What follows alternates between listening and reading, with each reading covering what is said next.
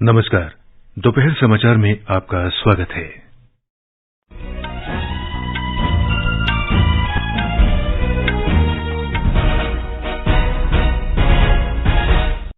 संसद के दोनों सदनों की कार्यवाही विपक्ष और सत्तारूढ़ सदस्यों के हंगामे के कारण बाधित।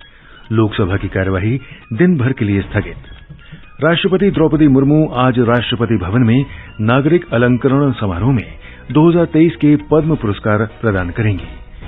सरकार ने स्टैंड अप इंडिया योजना के अंतर्गत 1,80,000 से अधिक महिला उद्यमियों को 40,600 करोड़ रुपए से अधिक ऋण मंजूर किए।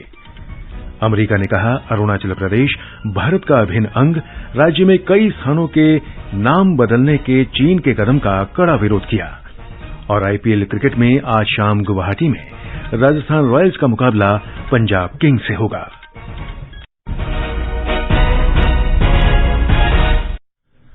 दोपहर समाचार के साथ मैं रवि कपूर। बजट सत्र के दूसरे चरणों में लगातार 14वें दिन आज भी संसद में गतिरोध बना रहा। विपक्षी और सत्तारूढ़ सदस्यों के विरोध के बीच लोकसभा की कार्यवाही दिन भर के लिए स्थगित और राज्यसभा की कार्यवाही दोपहर बाद 2 बजे तक स्थगित रहने के बाद फिर से शुरू हो गई है। विपक्षी दलों के सदस्य अडानी समूह के मामले में संयुक्त संसदीय समिति के गठन की मांग कर रहे थे, जबकि सत्तारूढ़ दल के सदस्यों ने कांग्रेस नेता राहुल गांधी से भारतीय लोकतंत्र पर उनकी टिप्पणी के लिए माफी की मांग की। लोकसभा में आज सदन की कार्यवाही शुरू होने पर कांग्रेस और डीएमके सांसद सदन के बीचों बीच आ गए और उन्होंने संयुक्त संसदीय समिति से जांच कराने की मांग की। तृणमूल कांग्रेस, वामपंथी दल, जनता दल यूनाइटेड, आम आदमी पार्टी और अन्य सदस्य अपनी सीटों पर खड़े हो गए। हंगामा जारी रहने के कारण पीठासीन अधिकारी ने सदन की कार्यवाही 2 बजे तक स्थगित कर दी। हंगामा जारी रहने के कारण लोकसभा की कार्यवाही पहले 2 बजे तक फिर दिन भर के लिए स्थगित कर दी गई। उधर राज्यसभा में सदन की कार्यवाही शुरू होते ही कांग्रेस सदस्यों ने संयुक्त संसदीय समिति के गठन की मांग की। आम आदमी पार्टी, वामपंथी दल, डीएमके और तृणमूल कांग्रेस तथा अन्य सदस्य अपने स्थान पर खड़े हो गए। सत्तारूढ़ दल के सदस्यों ने श्री राहुल गांधी से माफी मांगने के लिए नारेबाजी शुरू कर दी। शोर शराबे के बीच सभापति जगदीप धनखड़ ने सदन की कार्यवाही 2 बजे तक के लिए स्थगित कर दी। सदन की कार्यवाही जारी है। केंद्रीय मंत्री और भारतीय जनता पार्टी के नेता ज्योतिरादित्य सिंधिया ने संसद की कार्यवाही में व्यवधान डालने के लिए कांग्रेस की आलोचना की है और कहा है कि पार्टी केवल राजनीतिक कारणों से ऐसा कर रही है।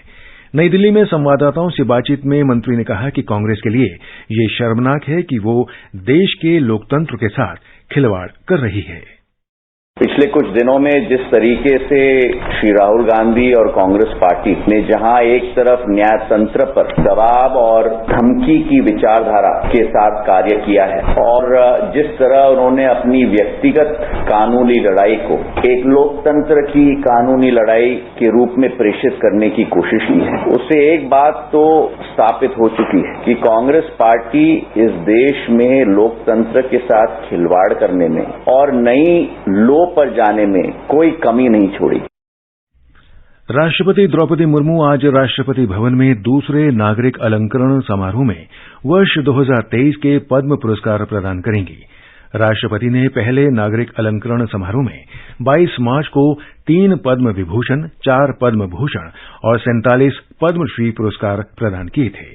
ये पुरस्कार उपराष्ट्रपति जगदीप धनखड़, प्रधानमंत्री नरेंद्र मोदी, लोकसभा अध्यक्ष ओम बिरला, गृहमंत्री अमित शाह, सूचना और प्रसारण मंत्री अनुराग सिंह ठाकुर तथा अन्य गणमान्य व्यक्तियों की उपस्थिति में प्रदान किए गए थे।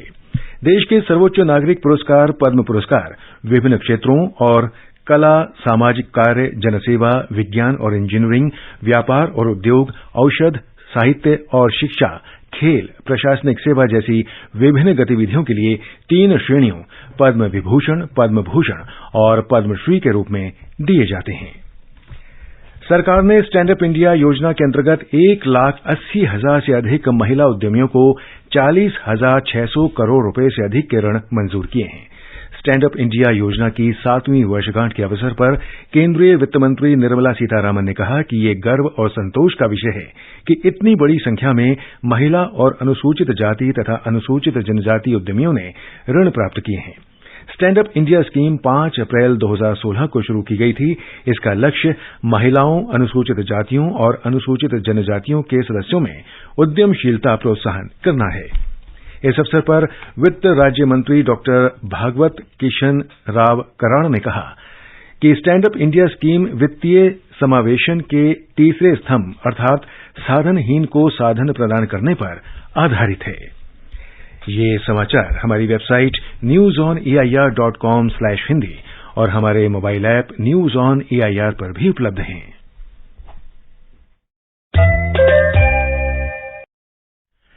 दोपहर समाचार में आपका फिर स्वागत है। अमेरिका ने अरुणाचल प्रदेश में कुछ स्थानों का नाम बदलने के चीन के प्रयास की निंदा की है। एक प्रश्न के उत्तर में व्हाइट हाउस की प्रेस सचिव कैरेन जीन पियरे ने कहा कि अमेरिका अरुणाचल प्रदेश को भारत का अभिन्न अंग मानता है। चीन के नागरिक मामलों के मंत्रालय द्वारा अरुणाचल प्रदेश में 11 स्थानों के नाम बदलने के बाद अमेरिका का ये वक्तव्य आया है। इससे पहले विदेश मंत्रालय के आधिकारिक प्रवक्ता अरिंदम बागची ने कहा था कि ये पहली बार नहीं हुआ है कि चीन ने ऐसी पहली कोशिश की है। उन्होंने कहा कि भारत इसे सिरे से खारिज करता है। श्री बागची ने जोर देकर कहा कि अरुणाचल प्रदेश भारत का अभिन्न और अविभाज्य अंग है और कुछ स्थानों के नए नाम दिए जाने से इसकी वास्तविकता नहीं बदलेगी। अरुणाचल प्रदेश में 11 स्थानों के नाम बदलने की मीडिया रिपोर्ट को देखते हुए ये टिप्पणी की गई है। नागालैंड आज G20 वार्ता मंच के हिस्से के रूप में पूर्वोत्तर में आयोजित चौथे और अंतिम B20 सत्र की मेजबानी कर रहा है। 27 देशों से करीब 60 प्रतिनिधि बैठक में हिस्सा ले रहे हैं। कोहिमा के स्टेट बैंक्वेट हॉल में B20 बैठक में प्रमुख संबोधन में केंद्रीय विदेश और शिक्षा राज्य मंत्री डॉक्टर राजकुमार रंजन सिंह ने कहा कि B20 का आयोजन सौभाग्यशाली अवसर है। नागालैंड के मुख्यमंत्री नेफ्यू रियो ने कहा कि भारत का पूर्वोत्तर क्षेत्र पिछले 2 दशकों में विश्व के लिए खुला है और राज्य में बाहरी जगत के लिए व्यापार और सेवाओं के अवसर उपलब्ध हैं। भारतीय प्रौद्योगिकी संस्थान IIT कानपुर भारत की G20 अध्यक्षता के अंतर्गत आज से Y20 कंसल्टेशन का आयोजन कर रहा है। भारत और विदेश से 1200 से अधिक युवा प्रतिनिधि 2 दिन के इस कार्यक्रम में हिस्सा लेंगे। Y20 कंसल्टेशन एक ऐसा मंच है जो युवाओं को विचार साझा करने और वैश्विक समस्याओं के समाधान के लिए नए समाधान तलाशने में योगदान का अवसर प्रदान करता है। सिक्किम में गंगटोक नाथुला जवाहरलाल नेहरू रोड पर 14 मील के निकट हिमस्खलन स्थल पर आज सुबह लापता लोगों की तलाश और बचाव कार्य फिर शुरू हो गया। अब तक कोई नए बचाव कार्य की खबर घटनास्थल से नहीं मिली है। दुर्घटना में कल 7 लोगों के मारे जाने और लगभग 13 लोगों के घायल होने की खबर मिली थी। साफ मौसम के बीच ITBP, राष्ट्रीय आपदा राहत बल, सीमा सड़क संगठन, SDRF और पुलिस के बचाव दलों ने आज सुबह तलाश अभियान की शुरुआत की। ITBP के दल में प्रशिक्षित पर्वतारोही भी शामिल हैं। घटनास्थल से आकाशवाणी से बातचीत करते हुए आज दोपहर बाद DIG ITBP Gangtok RPS Raghuvanshi ने किए जा रहे तलाश कार्य का विवरण साझा किया। जब हमने यहाँ पे सुबह रेस्क्यू का एफर्ट शुरू किया तो इसमें सड़क के नीचे जाके हमने 2 टीम 10-10 आदमियों की यहाँ पे बनाई और उस पूरे नीचे वाले इलाके को प्रोबिंग रॉड से हमने जो है सर्च किया कि इसके अंदर तो कोई बॉडी दबी हुई नहीं है। और उसके बाद में हमने एक इंच देखने के बाद में जो नीचे गैप था उसमें भी हम लोग गए और वहाँ पे हमने प्रॉपर जो है अब सूट पहना के अपने अफसर को नीचे उतारा। वहाँ पे भी उन्होंने चेक किया तो वहाँ पे बॉडी नहीं है, तो हमने इस संभावना को खत्म किया कि नीचे कोई बॉडी दबी हुई नहीं है। वर्तमान में अभी ऊपर की तरफ जो है सड़क के ऊपर उसमें हमारी टीम रेस्क्यू का काम कर रही है और कोशिश है कि अगर वहां पे बॉडी है तो उसको जल्दी से जल्द निकाल लिया जाए। NDRF के डिप्टी कमांडेंट विवेक कुमार ने बताया कि बचाव कार्य तब तक जारी रहेगा जब तक ये सुनिश्चित नहीं किया जाता कि कोई भी व्यक्ति बर्फ में फंसा नहीं रह गया। इससे पहले दिन में सिक्किम के पर्यटन मंत्री BS पंत ने स्थिति का जायजा लेने के लिए घटनास्थल का दौरा किया। भारतीय जनता पार्टी ने अपने तेलंगाना पार्टी के अध्यक्ष और लोकसभा सदस्य बंदी संजय कुमार को हिरासत में लिए जाने पर विरोध प्रकट किया है। श्री संजय कुमार को तड़के उनके निवास स्थान करीमनगर से ले जाकर पार्टी के नेताओं और जनप्रतिनिधियों के विरोध के बीच यादाद्री जिले में गजुला रामाराम पुलिस थाने में ले जाया गया। हालांकि पुलिस ने अभी तक उन्हें हिरासत में रखने का कोई कारण नहीं बताया है। पुलिस कार्रवाई की निंदा करते हुए केंद्रीय पर्यटन मंत्री जी किशन रेड्डी ने इसे अलोकतांत्रिक बताया। महाराष्ट्र पुलिस के आतंकवाद रोधी दस्ते एटीएस और केंद्रीय खुफिया एजेंसी ने कन्नूर जाने वाली एक ट्रेन में सहयात्रियों को आग लगाने वाले संदिग्ध अपराधी को आज गिरफ्तार किया है। रविवार रात को हुई इस घटना में 3 लोगों की मृत्यु हो गई थी। केंद्रीय रेल मंत्री अश्विनी वैष्णव ने बताया कि इस घृणित अपराध को अंजाम देने वाले अपराधी को महाराष्ट्र के रत्नागिरी से गिरफ्तार किया गया है। श्री वैष्णव ने इस अपराधी को तुरंत पकड़ने के लिए महाराष्ट्र सरकार, पुलिस, रेलवे पुलिस बल और राष्ट्रीय अन्वेषण एजेंसी को धन्यवाद दिया। This heinous crime has been apprehended in Ratnagiri district of Maharashtra. I thank the government of Maharashtra, their police, RPF and all the people connected with this, including NIA, who have been able to very rapidly, very quickly apprehend this person. ये समाचार आकाशवाणी से प्रसारित किए जा रहे हैं। ताजा समाचार जानने के लिए आप हमारे Twitter handle @AIR News Hindi को फॉलो कर सकते हैं। ये आकाशवाणी है। दक्षिण सूडान के एक संसदीय शिष्टमंडल ने आज राष्ट्रपति भवन में राष्ट्रपति द्रौपदी मुर्मू से मुलाकात की। राष्ट्रपति ने शिष्टमंडल का स्वागत करते हुए कहा कि भारत और दक्षिण सूडान के सौहार्दपूर्ण और मैत्रीपूर्ण संबंध हैं। राष्ट्रपति मुर्मू ने विश्वास व्यक्त किया कि दक्षिण सूडान के युवक भारतीय तकनीकी और शैक्षिक सहयोग ITEC और भारतीय सांस्कृतिक संबंध परिषद ICCR के प्रशिक्षण और इन संस्थाओं द्वारा प्रदान क्षमता निर्माण अवसरों से संबंधित छात्रवृत्ति कार्यक्रमों का लाभ उठाएंगे। अमेरिकी राष्ट्रपति जो बाइडेन ने नाटो का सदस्य बनने पर फिनलैंड का स्वागत किया है। एक ट्वीट में उन्होंने कहा कि फिनलैंड का इस संगठन में शामिल होना ऐतिहासिक है, जिससे इसे मजबूती मिलेगी। उन्होंने कहा कि वे यथाशीघ्र स्वीडन को भी नाटो सहयोगी के रूप में देखना चाहते हैं। फिनलैंड कल उत्तर अटलांटिक संधि संगठन नाटो का 31वां सदस्य बन गया। अमेरिका के पूर्व राष्ट्रपति डोनाल्ड ट्रंप ने अपने खिलाफ लगे 34 आपराधिक आरोपों में खुद को निर्दोष बताया है। ट्रंप के खिलाफ जांच 2016 में वयस्क फिल्म स्टार स्टॉर्मी डैनियल्स को कथित संबंधों को छिपाने के लिए किए गए गुप्त भुगतान के मामले में शुरू हुई थी। हालांकि इन आरोपों से वे लगातार इनकार करते रहे हैं। ट्रंप आधिकारिक तौर पर आपराधिक आरोपों का सामना करने वाले पहले पूर्व अमेरिकी राष्ट्रपति बन गए हैं।